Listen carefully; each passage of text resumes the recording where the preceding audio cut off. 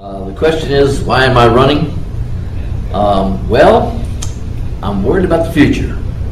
I'm tired of the Democrats and Republicans beating each other up and getting nothing done. I'm a high school teacher, and I worry about the future of my kids, and I think something can be done better than what's going on right now, and I think America feels the same way. Number two, I'm not a lawyer, and that would be a good point for me, being a school teacher as I am. If I raise no money and promise nothing to special interest groups, I will owe no one anything when I get elected. And wouldn't that be a novel idea? I would just represent the people of North Carolina and the country, what's best for America, instead of special interests and the people that gave me money to get elected. As a civic duty, not for anything for my personal gratification or anything else, is I'm running for the kids. I am a candidate of the future and of the kids. That means I can address issues right now without fear of reprisal from PACs or special interest groups and not giving me money. I'll only run, if I get elected, I'll only be one term anyway. So I'll get things done as best I can, even in the atmosphere of DC.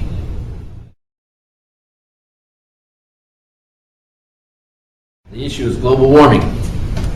About 8 years ago, with a exceptionally smart honors U.S. history class, we looked at a video on the melting of Alaska, and it shocked all of us, and we wanted to know what we could do about it. It's about that time, too, that the nation started looking into this and catching up to the science. And yes, the world is getting warmer. Whether it's natural, whether it's man-made, it really doesn't matter, because the fossil fuels that are being burned are polluting the air, the water, and everything else. What better way to address the issue of a clean planet than to do away with fossil fuels, which will help if global warming is indeed true, which I believe it is. So it's a win-win situation. We get alternative fuels, we do away with fossil fuels, we don't worry about the Middle East and all the money that's being poured into them. So we help ourselves and we get a cleaner planet at the same time. Brazil did this 20 years ago, and they're not importing any oil whatsoever. Jimmy Carter suggested 30 years ago that the United States deal with this situation in the same way, and wonder how things would be different if we had picked up that mantle and done that. Yes, global warming can be a problem, a big problem for the future. And once again, I'm dealing with the future, I'm dealing with kids, and I think the best way to do this is to get alternative fuels, stop investing in the Middle East, and we get a safer, cleaner planet. What better way to deal with this?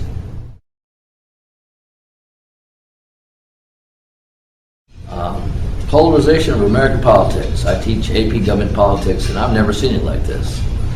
We've got extremes on both ends, the political right and political left, screaming and hollering. Ideologues wanting to elect people to go to DC and get nothing done because they'll simply argue with each other. America was founded on compromise. It'll always be that way. Whether you're a career politician or a novice like myself, to get legislation passed and help the country, there's going to have to be compromise. The political right and the political left are polarizing the country like never before. We don't want to go that route. We're going to have to do something to get it back together. We need a one party. We need an American party to deal with the problems that we have, which are real problems, and not along ideological lines. People say, well, the government's too big. Well, it may be too big, but we're freezing spending, we're cutting back.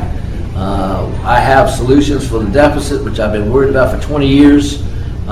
There's answers out there, and people have like minds have to get together and come up with answers, and that's what I'll be doing. Thank you.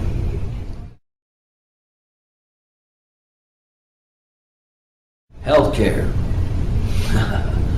What a mess. We passed a law, and people are fighting it. Let me just throw this at you. We've had socialized medicine in this country forever. We just didn't know it. People with insurance go to the hospital and they wonder why aspirin costs $4. It's because poor people are using emergency rooms as their doctor. They can't afford health insurance. So the hospitals have to in turn jack everything up. The insurance rates go up. The prices for everything in the hospital go up, and we end up paying for it.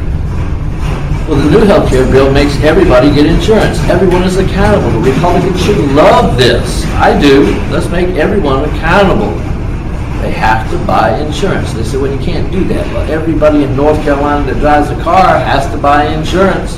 It's nothing new. We looked at the 14 largest health insurers in the country. I got some numbers for you. Last year they had a profit of $275 billion. That turns out to be $31 million an hour. $31 million an hour. And we broke that down even further. It turns out to be $8,000 a second. Now that's profit. So that's a lot of claims that were just thrown out the window, turned down, so that they could get all that money. Their chief executives make more money than in any other industry. It's loaded with money, and it's on their end. It's not on care for the American people. So yeah, I think we need health care.